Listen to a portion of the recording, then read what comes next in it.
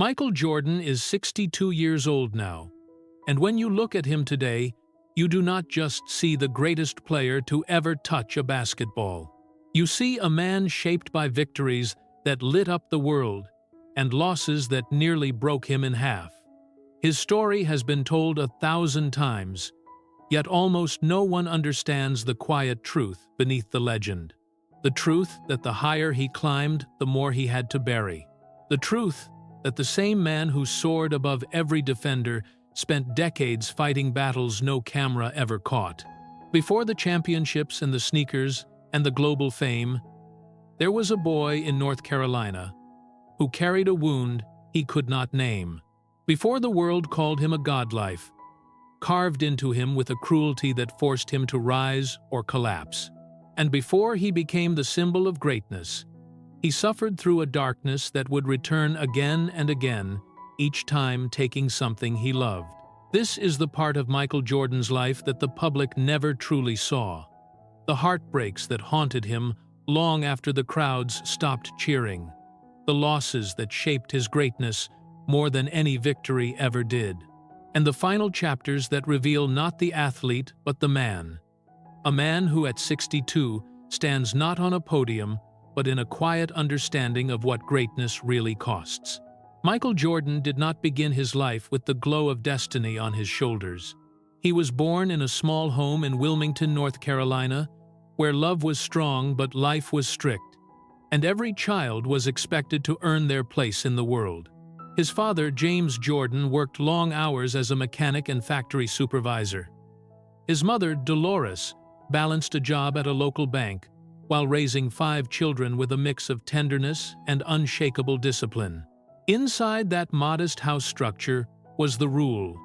Responsibility was the language, and dreams were carved slowly through effort, not privilege.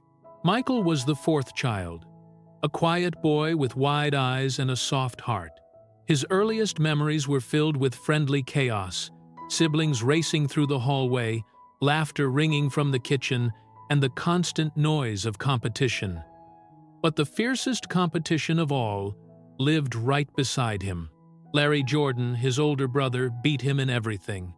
Every race, every jump, every backyard game under the Carolina sun, Michael adored him, feared him, chased him, and lost to him again and again. He once admitted with a vulnerability that surprises people even today, "I always thought Larry was better than me." That confession reveals the truth of his youth. Michael did not grow up believing he was special. He grew up believing he was behind, and his father, seeing that quiet insecurity, pushed him harder than the others. Extra chores, higher expectations, tough lessons delivered with love. James Jordan sharpened him with purpose. But he also balanced that pressure with warmth. He was the man who sat beside Michael after painful losses. The man who told him that setbacks were teachers. The man who made him believe that even a small boy could one day become something more. Yet the moment that cut Michael the deepest arrived when he was 15 years old. In the crowded hallway of his high school, surrounded by cheers and whispers, he stared at the varsity basketball list on the wall. His name was not there, not even close. The hallway blurred.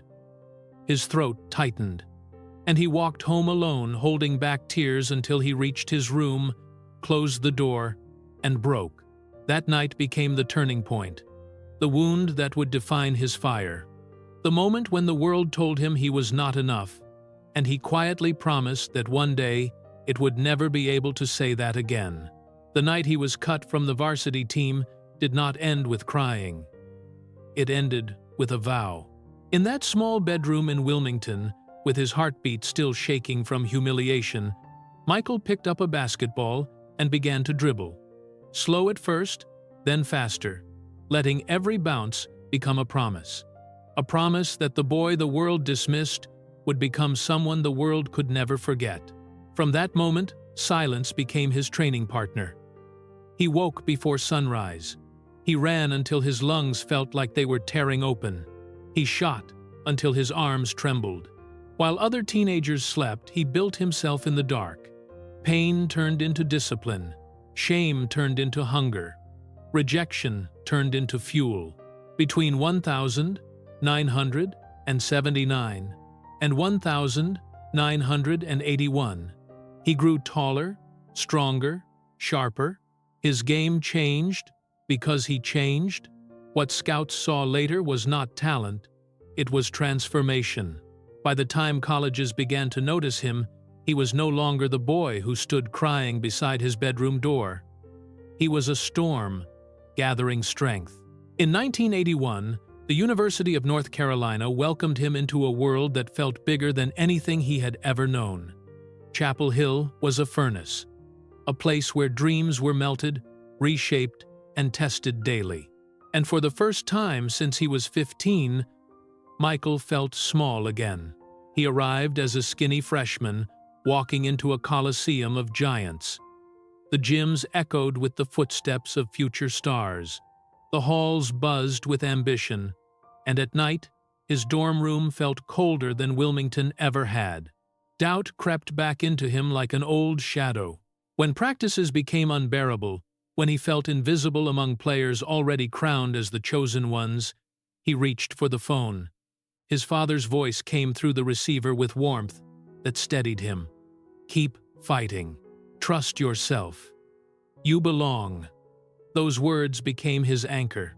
Coach Dean Smith, a man known for turning uncertainty into greatness, did not let Michael skip steps. He forced him to slow down, to learn to obey the structure of the game. Michael hated it at first. He wanted to explode, to prove himself, to take over.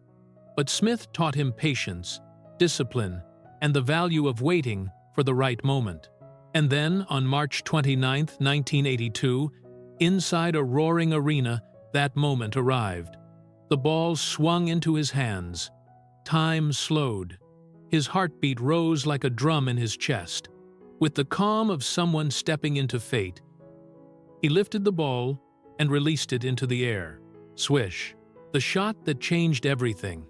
The shot that turned a forgotten freshman into someone the nation could not ignore.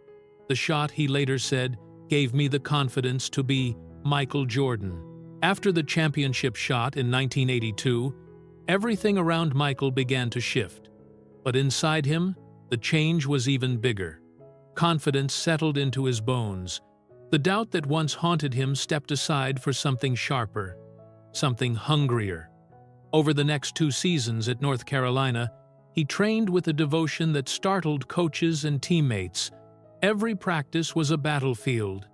Every drill was a test. Every flaw in his game became a challenge he refused to leave unsolved. By 1984, the storm he had been building inside himself was finally too powerful to ignore. The Chicago Bulls selected him 3rd overall in the NBA draft.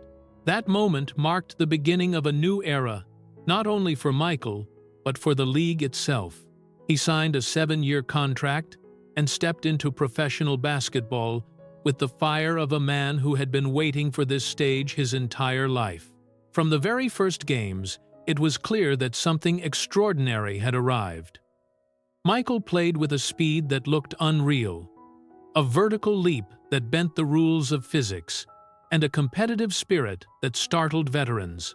Crowds rose to their feet whenever he touched the ball. His drives to the rim felt like lightning. His mid-air twists resembled choreography written by the sky. Broadcasters began calling him a phenomenon, a force of nature, a player who might redefine the game. But the beginning of greatness is never simple. Standing between Michael and a championship were the Detroit Pistons, a team built on force bruises and relentless defense. They hit him harder than anyone else. They pushed him to the floor. They trapped him, frustrated him, beat him year after year. 3 straight playoff eliminations, each one more painful than the last. Those losses could have broken him, but they sharpened him instead. He lifted heavier. He ran longer. He rebuilt his body with a single purpose: survive Detroit. Every push-up, every sprint, every hour in the weight room carried the sting of the defeats he could not forget. By the early 1990s, something remarkable had happened. The young player Chicago hoped would save them had transformed into something far more dangerous. He was no longer rising, he was erupting, and the league was beginning to understand that a dynasty was coming. The early 1990s transformed Michael Jordan from a rising star into a force that ruled the sport with a kind of brilliance the world had never seen.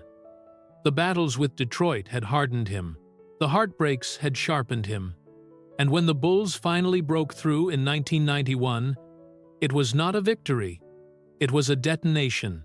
The Bulls faced Magic Johnson and the Los Angeles Lakers in the finals, and in that series, a new king was crowned.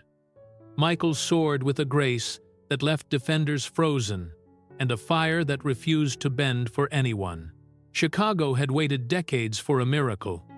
Michael delivered it with thunder. At 28 years old, he lifted his first NBA championship trophy, and as the confetti fell, the first person he hugged was his father. James Jordan stood beside him with a camcorder in hand, beaming at the son he had guided since backyard evenings in Wilmington. In that moment, the boy who once cried in his bedroom was standing at the very top of the world, and his father was right there to witness it. But greatness is greedy. It demands everything and gives nothing for free. Winning the first championship meant learning how to defend it. Night after night, Michael pushed his body to the edge. There were evenings when he collapsed onto a training bench, sweat pouring down his face like rain. Mornings when he wondered if he had anything left to give. Yet each doubt only pushed him harder. In 1992, the Bulls repeated. In 1993, they completed the impossible, a third straight championship. A three-peat so rare it felt carved from legend. Fans called him invincible. Reporters called him the face of a new era.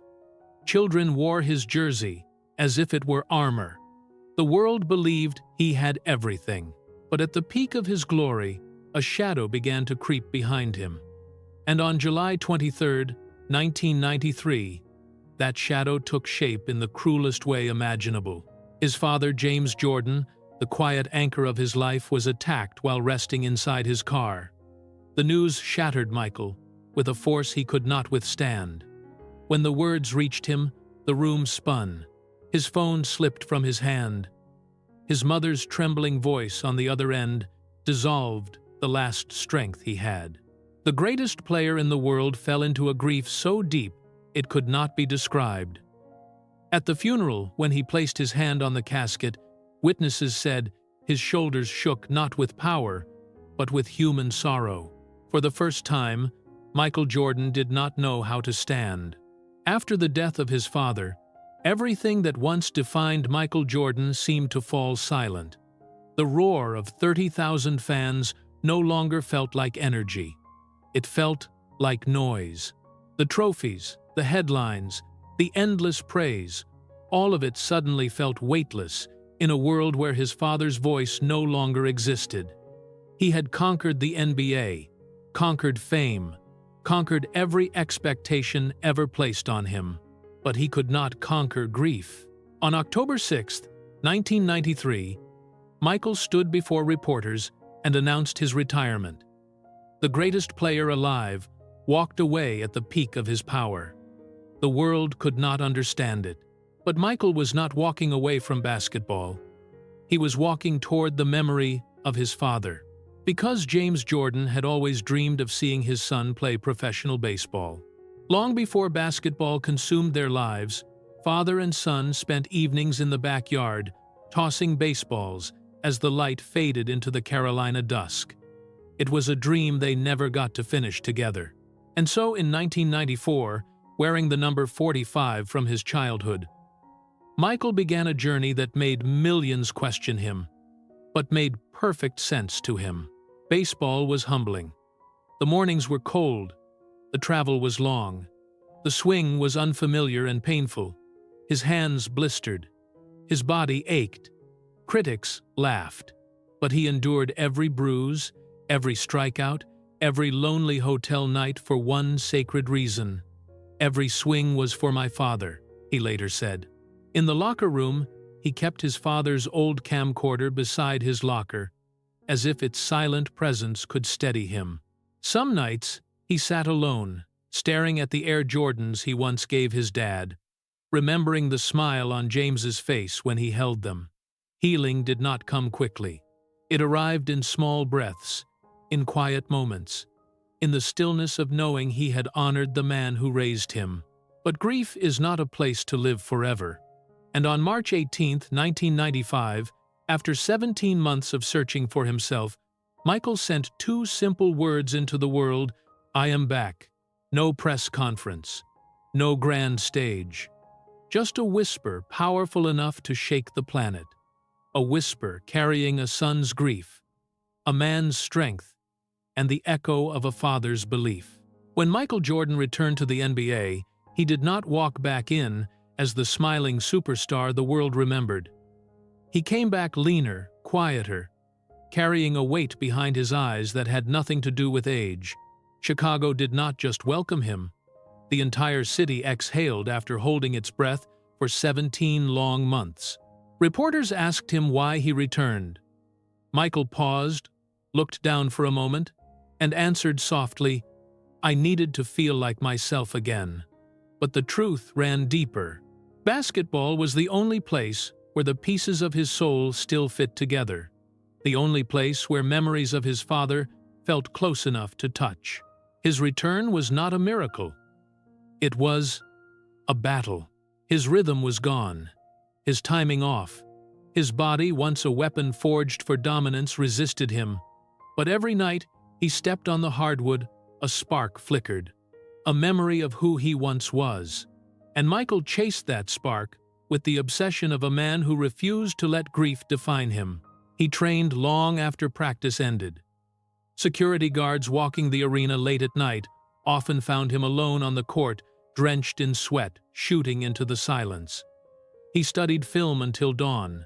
He rebuilt his strength with drills so intense they would have broken most players before sunrise. And then it happened. As the 1995 to 1996 season unfolded, the rust fell away. The instincts sharpened. The hunger returned. At 33 years old, Michael Jordan led the Chicago Bulls to an unbelievable 72-10, record the greatest regular season in the history of the NBA. At that time, these victories were not just wins. They were declarations, proof that a man shattered by tragedy could rebuild an empire from ashes. Then came June 11, 1997, the night that defined something deeper than greatness. The world calls it the flu game. Michael woke with a fever near 103 degrees. He could barely stand. Doctors told him not to play. His body begged him to rest. But he stepped onto the court anyway, each step heavy, as if dragging years of grief behind him. He bent in pain during timeouts. He whispered to Scottie Pippen, "Stay close." And still, he scored 38 points. When the final buzzer sounded, Michael collapsed into Pippen's arms, barely able to hold himself up. That image, Jordan leaning on his teammate, exhausted, trembling, became one of the most powerful moments in American sports. It taught a nation that greatness is not how high a man can fly, but how fiercely he rises when he can barely stand. By 1998, with age creeping in and the Bulls' dynasty fracturing, he understood that the end was near. Yet, legends do not wait for perfect moments. They create them. And so, he delivered the last shot. Game 6. The score tied, seconds fading. He dribbled right, crossed left, stepped back with a glide, whispered by fate. The ball arced through the air, perfect, inevitable, before slicing the net. Swish. The dynasty's final heartbeat. His 6th championship. His immortality sealed forever. At the height of his fame, when it seemed Michael Jordan possessed everything a man could dream of, life revealed a truth far heavier than any championship banner. Greatness can lift a legend even as it slowly pulls his home apart. Long before lawyers' headlines and public whispers tried to rewrite their story, there was a beginning filled with warmth. In the late 1980s, when he was still climbing toward the summit rather than standing upon it, Michael met Juanita Vanoy. She saw something few others saw. Not the rising icon, not the future billionaire. She saw the man behind all the noise. Their love grew quietly, gently, in late-night conversations, in shared dreams, in small moments, untouched by fame. When they married in 1989, Michael believed he was stepping not into glory, but into forever. Their children arrived, Jeffrey, Marcus, and Jasmine, and with them came a kind of joy that trophies could never match. Their home glowed with the laughter of small feet running across polished floors. Camcorder clips from weekends together captured a tenderness that most fans would never imagine, from a man known for ruthless competitiveness. For a time, the greatest player in the world lived a life that was beautifully ordinary. But fractures in a marriage rarely begin with earthquakes. They begin as quiet cracks barely noticeable. A road game that made him miss a recital. A holiday interrupted by media obligations. A bedtime kiss delivered through a phone far from home. As Michael's fame rose to global myth, the world began pulling at him from every direction. Interviews, endorsements, appearances, expectations, and while he carried that weight, Juanita carried the home often alone. They still loved each other, but love was no match for the distance fame created.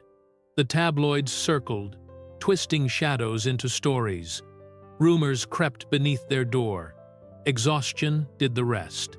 Trust did not break from betrayal, but from the endless strain of living under a spotlight. Juanita later said quietly, "We tried our best to keep peace." Michael, in rare vulnerability, confessed, "I wish I had been home more." By the early 2000s, the distance between them had grown into a canyon. They tried to rebuild. They tried to forgive. But some fractures cannot be patched, only honored. In 2002, Juanita filed for divorce not in anger, but in acceptance. The process stretched for years, turning their quiet pain into national entertainment. When their divorce was finalized in 2006, the world focused on the record settlement. But the real story happened outside the courthouse, when Michael stepped into the cold Chicago air, realizing that for all his rings and records, he had lost something he once believed he could protect. Yet even from heartbreak, dignity survived. Michael and Juanita never turned their pain into weapons. No public battles. No accusations. Only respect. They rebuilt not as spouses, but as partners in the most important legacy they shared: their children. Even after rebuilding his life, even after finding a quieter form of happiness, Michael Jordan would learn that grief has its own cruel timing. Before he found peace in his second marriage, before he reclaimed the game that once saved him, he had already endured another heartbreak. One the world barely knew.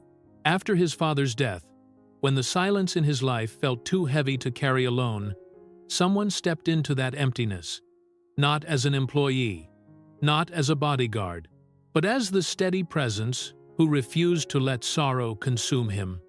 His name was Gus Lett, a former Air Force veteran, with a gentle voice and a strength that felt unshakable. He entered Jordan's life as part of his security team. Yet, in the years after James Jordan was taken, Gus became something far more precious. He became the man who guarded not just Michael's body, but his spirit. He stood beside him in hallways when arenas emptied. He sat next to him during late flights, when loneliness returned. He was the quiet shadow who made life feel steadier. Teammates noticed a softness in Michael whenever Gus was near, a sense of safety he had lost when his father died. Michael later admitted privately, "Gus helped me breathe again." For a man who had been gasping for years, nothing meant more than that. But in 1999, life struck again. Gus was diagnosed with lung cancer. The news reopened every wound Michael thought had healed. Instead of distancing himself, he stepped closer. He paid for every treatment, every hospital visit, every medication. He stayed beside Gus during long chemotherapy sessions, sometimes talking just to distract him from the pain. Nurses said Michael never visited like a celebrity. He visited like family. Gus fought with courage, but illness has a way of stealing even the strongest souls. In February 2000, he passed away.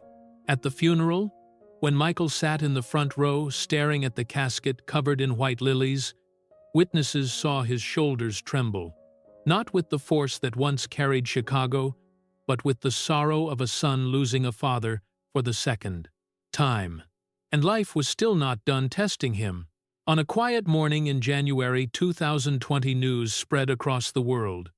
Kobe Bryant and his daughter Gianna were gone. For Michael, the loss hit like an earthquake. Kobe was not just a former rival or another superstar. He was the closest thing Michael ever had to a son, a student, a younger brother. The one player who mirrored his fire, his discipline, and his obsession with greatness. Their bond was built on late-night phone calls, shared secrets, and a mutual understanding of pressure that few humans could ever comprehend. When Michael spoke at Kobe's memorial, his voice cracked.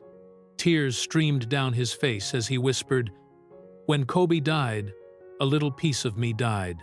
The world saw a man they once believed unbreakable finally allow himself to break. Today, at 62 years old, Michael Jordan stands not just as a global icon, but as a man who has survived storms few could endure. His empire spans billions. His properties stretch across states. His businesses shape culture, sport, and generations to come. But he lives more quietly now. He spends mornings with his twin daughters, Victoria and Isabel. He enjoys dinners without cameras, sunsets without noise. He invests in communities, builds clinics, funds, scholarships. He appears less, listens, more rests, deeper. Because, after everything, the triumphs, the heartbreaks, the losses that nearly broke him, the greatest discovery of his life was simple. Greatness is not measured by how high you can fly, but by how faithfully you can stay.